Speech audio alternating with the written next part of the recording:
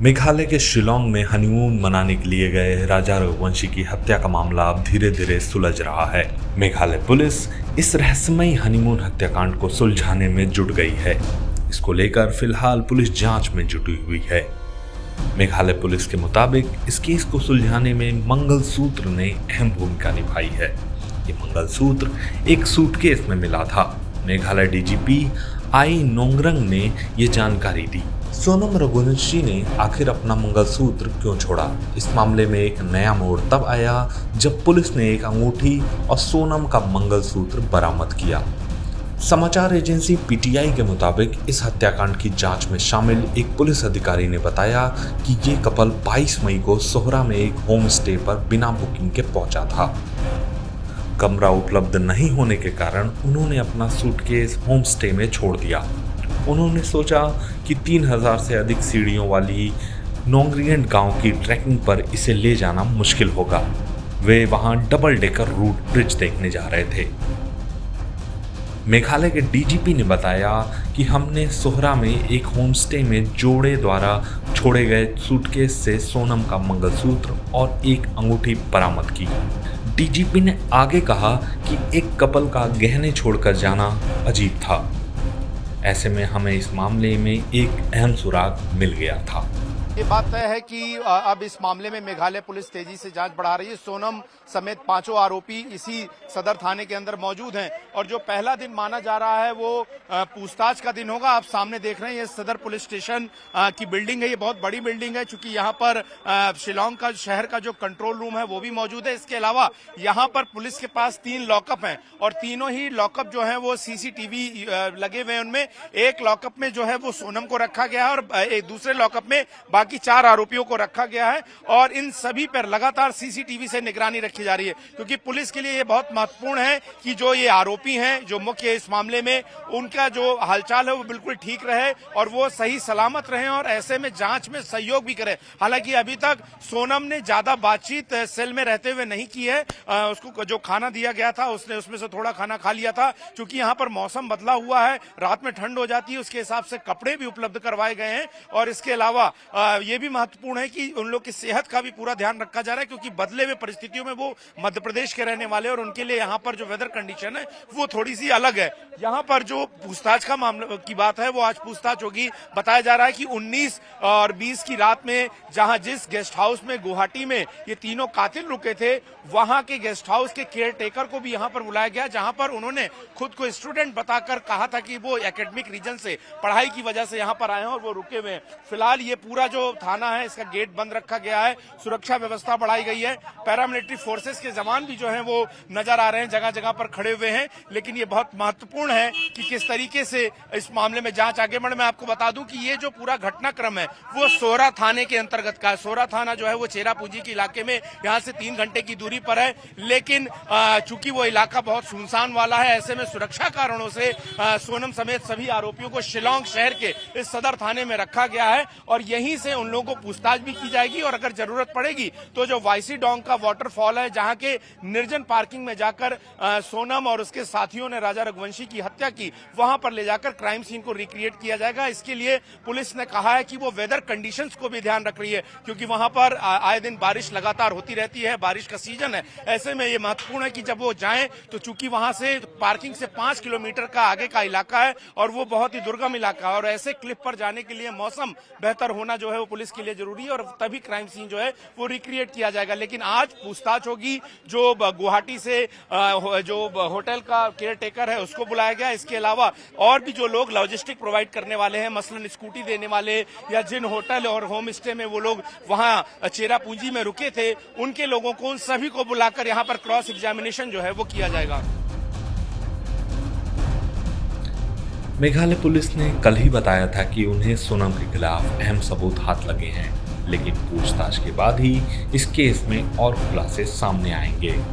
Meghalaya police ने बताया कि सबूत इस ओर ही इशारा कर रहे हैं कि सोनम इस केस की मास्टरमाइंड हो सकती है। अभी इन्वेस्टिगेशन चल रहा है। We have to confirm lot of things. Evidence है उनका खिलाफ, बट सब ये साबित होगा जब after we finish the interrogation and बहुत सारा लूज एंड्स हम लोग टाई अप करना होगा।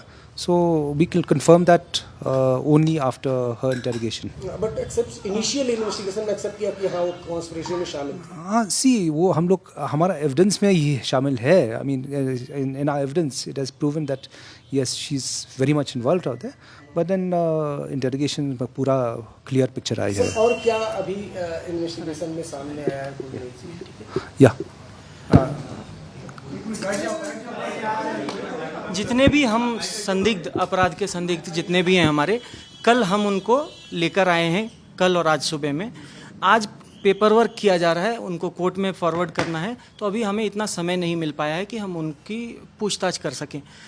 कोर्ट में उनको कोर्ट से हमारे पास जो भी ऑर्डर आएगा, व्हाटएवर जितने दिन का हमको रिमांड मिलेगा, उसके दौरान हम लोग आगे की प्रक्रिया शुरू करेंगे। ठीक है, तो आज के डेट में हमारे पास जो भी जिस एविडेंस के बेसिस पे हमने उनको अरेस्ट किया था, कहानी हमारी अभी वही है। और बहुत स्ट्रांग, जैसा सर ने अभी कहा कि there are strong possibilities that she is involve, but ऐसा अभी कह पाना बहुत मुश्किल है क्योंकि इन्वेस्टिगेशन अभी जारी है। क्या इस कॉन्स्पिरेसी में और लोग भी शामिल हो सकते हैं मददगार? देखिए, तफ्तीश अभी हो रही है। ये अभी आपको समझना होगा कि बहुत अभी हम लोग मतलब शुरुआती स्टेजेस में ही हैं, तो आगे जैसे जैसे चीज़ें आएंगी, जैसा सर ने एकदम आपके साथ सारी चीज़ें जो है शेयर की हैं समय के साथ में, तो जैसे नई परतें खुलेंगी हम लोग आपसे बिल्कुल साझा करेंगे वो चीज़ें। पेश आज ही किया जाएगा। एक आखिरी सवाल जी। इसके सोनम के 2 मोबाइल फोन्स थे, क्या उनके बारे में कुछ जानकारी पुलिस को मिली? देखिए, अभी आपके पास जो भी जानकारी है ये पुख्ता जानकारी नहीं है, तो मेरी एक मीडिया कर्मियों से एक रिक्वेस्ट ये भी है कि कृपया हमसे जो भी आपको न्यूज़ चलाना है, हमसे एक बार बात करें, हमसे उसको कंफर्म कर लें। ठीक है, तो जी सर ये भी पता चल रहा है कि जो सोनम रघुवंशी वो इंदौर भी गई थी, ये आप एक थोड़ा कंफर्म। मैडम, आपको कुछ दिनों का समय देना पड़ेगा। जैसा कि मैंने बताया कि सारे संदिग्ध आज शिलोंग लाए गए हैं, आज उनको हम कोर्ट में प्रोड्यूस करेंगे, उसके बाद ही इन्वेस्टिगेशन को हम आगे ले जा सकते हैं, जिसके बाद अगले कुछ दिनों में हम आपसे जानकारी साझा करेंगे कि इन्वेस्टिगेशन। एक तरफ जहां मेघालय पुलिस इस मामले की जांच कर रही है, तो दूसरी ओर इंदौर में सोनम रघुवंशी के भाई की राजा रघुवंशी के परिवार से मुलाकात हुई। इस दौरान सोनम के भाई गोविंद से मिलकर राजा की मां रो पड़ी। इस दौरान सोनम के भाई ने अपनी बहन और आरोपी सोनम रघुवंशी से जुड़े कई अहम खुलासे भी किए।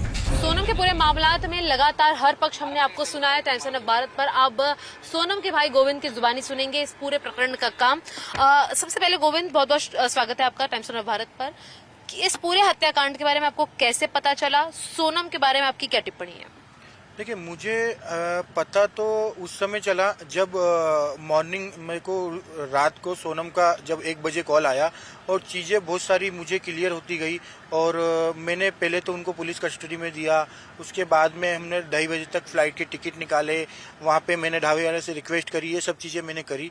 उसके बाद में हम 2:30 बजे मैंने ऑल मेघालय पुलिस को सबको मैसेज डाला, विपिन जी को बताया सोनम मिल गई है, क्योंकि मुझे जब तक नहीं पता था कि वो गुनहगार है या बेकसूर है, मुझे आइडिया नहीं था। बस उसका कॉल आया, उसके बाद में मैंने सब चीज़ों बयां करी और मैं यूपी के लिए, गोरखपुर के लिए निकल गया था। और मैंने इतने में रास्ते में सब चीज़ें सबको बताना चालू कर दी थी। रात को 2:30 बजे हमने मेघालय पुलिस को इन्फॉर्म कर दिया है, विपिन जी को इन्फॉर्म करके, और हम गोरखपुर हम दोपहर में दूसरे दिन 4 बजे पहुंचे थे। जब तक मैं कोलकाता एयरपोर्ट पे पहुंचा 9 बजे सुबह, तो मुझे मीडिया के थ्रू और कुछ रिश्तेदारों के थ्रू कुछ व्हाट्सएप पे स्क्रीनशॉट आए कि इसमें इतने लोग अरेस्ट हुए हैं, इतने क्रिमिनल आए हैं, 4 जने आए। जब मुझे पूरा 100% भरोसा हो गया था, क्योंकि ये लिंक सोनम के थ्रू ही पूरी की पूरी रची गई लिंक है, और ये लिंकअप भी उन्हीं के थ्रू है। राज कुशवाहा भी उन्हीं से ज्वाइंट में था, फिर उनके दोस्त उन भी पकड़ा है। तो उस हिसाब से मेरे को क्लियर होते गया कि ये मतलब साजिश है, और कोई होता तो मैं एक बार उसको बयान नहीं कर पाता। बिल्कुल। सोनम, क्या आपको कभी लगा था इस तरीके के मर्डर को प्लान एग्जीक्यूट सब कर पाएगी, सुपारी देना वगैरह? ये तो मैं आपको श्योरिटी से बोल सकता हूँ कि वो उसका अकेली का प्लान नहीं होगा, क्योंकि इतना एक्सक्लूसिव, मतलब मुझे भी बहुत गंदा दिख रहा है वो, कि जिस हिसाब से उसने प्लानिंग करी है, मगर वो उस अकेली का तो प्लानिंग नहीं है। अच्छा, ये राज के बारे में बहुत बड़ा क्वेश्चन मार्क है, तो राज के साथ क्या सच में किसी तरीके का संबंध? क्योंकि भाई बहन है, ऐसा पूरा आपका भी मोहल्ला कहता है, राज का परिवार भी कहता है। बिल्कुल राज की जो माता जी है और जो दो तीन बहनें हैं वो सब आज भी दीदी दीदी करके ही राज बात करता था। हर समय हम उसको फोन लगाने की हमारी कोई लिमिट नहीं थी। हम उसको रात को 12 बजे भी फोन लगाते थे, हम सुबह भी लगाते थे, मगर हमेशा उसके वर्ड दीदी दीदी ही निकले हैं। मैंने 1-2 बार रिकॉर्डिंग भी चेक करी हमारे यहाँ, क्योंकि हम कॉलिंग वगैरह करते हैं, रिकॉर्ड होते हैं कॉल, तो मैंने 1-2 बार कॉलिंग भी चेक करी, मगर उसमें भी उनकी दीदी करके ही बात हुई। इसलिए मुझे आज तक कोई ऐसा शक नहीं हो पाया। जितेंद्र कौन है? आपके परिवार के हैं, व्यापार के हैं, और सोनम और उनके बीच में लेन देन का क्या कनेक्शन है? देखिए, जितेंद्र रघुवंशी जो है वो मेरा मौसी जी का लड़का है, देवास से बिलोंग करता है, मगर मेरे गोडाउन पे ही वो काम करता है। और एक्चुअली क्या है, जो गोडाउन के जो भी खर्चे होते थे, जो भी गोडाउन के खर्चे होते हैं, वो हमने क्या करा कि जितेंद्र रघुवंशी के अकाउंट में हमने एक अकाउंट खुलवाया। उसमें जो भी पेमेंट आता था और हम गोडाउन के खर्चे चलाते थे, जैसे ट्रांसपोर्ट आना, ट्रांसपोर्ट जाना, लेबर पेमेंट, ये हम लेबर भी मजदूर चौक से बुलाते हैं, तो हमको एक पर डे कुछ 5-7 हजार पेमेंट देना ही रहता है। तो वो उसके लिए जितेंद्र रघुवंशी का हम अकाउंट यूज करते हैं। अच्छा, तो उनसे और कोई संबंध नहीं है, पारिवारिक संबंध? पारिवारिक मेरी मौसी जी का लड़का है, मेरा भाई है वो। अच्छा। और गोडाउन पे भी काम करता है, इसीलिए हमने उसका अकाउंट खुलाया है। और विपिन वगैरह का कहना था कि वो मास्टरमाइंड है इस पूरे, हो सकता नहीं, जितेंद्र रघुवंशी एक्चुअली एक नया नाम है। दूसरा, वो एक्चुअली थोड़ा सा अनपढ़ टाइप का आदमी है, उसने ज्यादा पढ़ाई नहीं करी है, 9वीं-10वीं तक वो पढ़ा लिखा है, और हमारे गोडाउन पे आज भी वो हमाली कर रहा है। उसका कोई इतना प्रोफेशनल काम नहीं है कि वो कोई एक मैनेजमेंट संभाल रहा हो, वो आज भी वहाँ पे हमाली करता है। जी, बहुत बहुत शुक्रिया हमसे बात करने का। टाइम्स ऑफ भारत के लिए यहाँ पर मृत्युंजय और शिवानी मिश्रा की रिपोर्ट। गोविंद, एक और सबसे स्पष्ट सवाल बताइए, आपके पड़ोस में रहने वाले जो शास्त्री हैं, पांडे हैं, उनकी कई सारी भविष्यवाणियों को लेकर चर्चा हो रही है कि अगर शादी होगी तो राजा जो है उसकी मृत्यु में 1 महिला 3 पुरुष शामिल होंगे, इस तरीके की मौत होगी। क्या इस तरीके की कोई जानकारी, कोई टीका टिप्पणी मंगल दोनों का है, इसीलिए किसी से बातचीत हुई हो आपकी? नहीं, इस विषय में किसी से बातचीत नहीं हुई है। और जो शास्त्री जी ने भी, मतलब मैंने अभी तक उनके बयान सुने भी नहीं है, मगर जो भी शास्त्री जी ने बोला है मुझे उसका आइडिया नहीं है, तो मैं बता नहीं सकता। बाकी मंगल दोष वगैरह वगैरह, देखिए ये सब चीजें अब ये अफवाहें बढ़ती जा रही हैं, ये अफवाह है। हम भी, हमारी छोरी हमने शादी करी है और उन्हें भी उनके लड़के की शादी करी है, हमने पूरी व्यवस्थित कुंडली मिला के ही शादी करी थी। अब इसमें कोई पंडित जी आ जाते हैं तो सबके अपने अपने विचार अलग अलग है। और एक सवाल है कि जब सोनम और राजा दोनों लापता हो गए थे, तब एक अफवाह आपके गलियारे से गुजरी है, आपके मोहल्ले से, कि आपके पिताजी ने, माताजी ने पूजा कराई थी जिसमें सोनम की तस्वीर को उल्टा लटकाया गया कि वो जल्द से जल्द लौटे। क्या ऐसा कुछ हुआ था? हाँ, वो सोनम की तस्वीर हमको, मतलब कोई पंडित जी ने या कोई बाबा ने ऐसा बोला था कि हो सकता है वो तस्वीर मैंने काफी पंडित, क्योंकि हमने हर जगह पे मन्नत करी, कामाख्या में मन्नत करी, हर भगवान से हमने मन्नत करी कि ये दोनों जल्दी मिल जाए। फिर उसके बाद में राजा जी मिल गए तो हमने सोनम के लिए मन्नत करी, तो उस हिसाब से हमें लगा कि तस्वीर उल्टी लटकाना, किसी ने बोला था, इसलिए तस्वीर उल्टी लटका के हमने ये सब हर प्रयास करा कि जो भी प्रयास हम उसको ढूंढने में साम दाम दंड भेद, तंत्र विद्या, मंत्र विद्या सब टोटल करा। हमने कोई भी तांत्रिक नहीं छोड़ा, हमने कोई पंडित जी नहीं छोड़ा, हमने कोई पुलिस नहीं छोड़ी, हमने कोई ऐसा सपोर्ट नहीं छोड़ा। नेताजी तक भी हम गए, सब चीजें करी कि हमें जल्द से जल्द वो मिल जाए। अच्छा, अब सोनम के साथ क्या करेंगे? कितना संबंध उसके साथ रखेंगे और किस तरीके का आपके परिवार का स्टैंड होगा? देखिए, मेरा परिवार ने तो पहले ही क्लियर कर दिया है इन चीजों का कि सोनम के साथ हम संबंध नहीं रख सकते। अगर वो ये चीजें को परिणाम नहीं देती और खुला बोल देती कि मुझे घर परिवार नहीं जम रहा है, तो हम उसमें सपोर्ट उसका जरूर करते। मगर जिस हिसाब से वो इसने इस चीजों को अंजाम दिया है, तो हम बिल्कुल भी 1% सपोर्ट नहीं करेंगे। मैंने सोनम रघुवंशी को उस घर में भेजा था, मतलब उनने भी बेटी मान के करा था, मगर अब उस घर का फर्ज अगर मेरे से जितना अदा हुआ उतना मैं करूंगा, बिल्कुल। एक आखिरी सवाल, इसके बाद आपको यहाँ से फ्री करेंगे, कि पूरे देश भर में सोनम की वजह से ना लोग बड़े मीम्स बना रहे हैं जी, कि शादी नहीं करेंगे, हनीमून पर नहीं जाएंगे। एक डर का माहौल है कि पहले ड्रम, अब हनीमून, हर जगह पे व्यक्तियों के लिए ऐसी जगह खड़ी हो जा रही है। सोनम के भाई के नाते एक क्या संदेश देना चाहेंगे देश वालों को, क्योंकि हर कोई इस खबर से बहुत ज्यादा पर्सनली जुड़ा भी है और घबराया भी है? देखिए, मेरी भी शादी 10 साल पहले हुई थी, हमारा तो ऐसा कुछ देखा नहीं, और कुछ मतलब हमने भी कोई इंतजार नहीं करा। हमारी भी 3 महीने की सगाई थी, 4 महीने की सगाई थी, फिर शादी थी। तो ये चीजें अब मुझे तो, मैं देखो इतना बड़ा आदमी तो नहीं हूँ कि किसी को मैं बता पाऊँ, या मुझे इतनी सोच समझ भी नहीं है कि मैं किसी को बयां कर पाऊँ कि आप कैसे शादी करो। मगर मैं जरूर ये संदेश जरूर देना चाह रहा हूँ कि संभल के ही शादी करना चाहिए। मैंने भी संभल के करी थी, कैसे हुआ मुझे इसका कोई अंदेशा नहीं है। उसके लिए मैं मतलब पूरे जाट समाज परिवार में नहीं आ पा रहा हूँ सामने।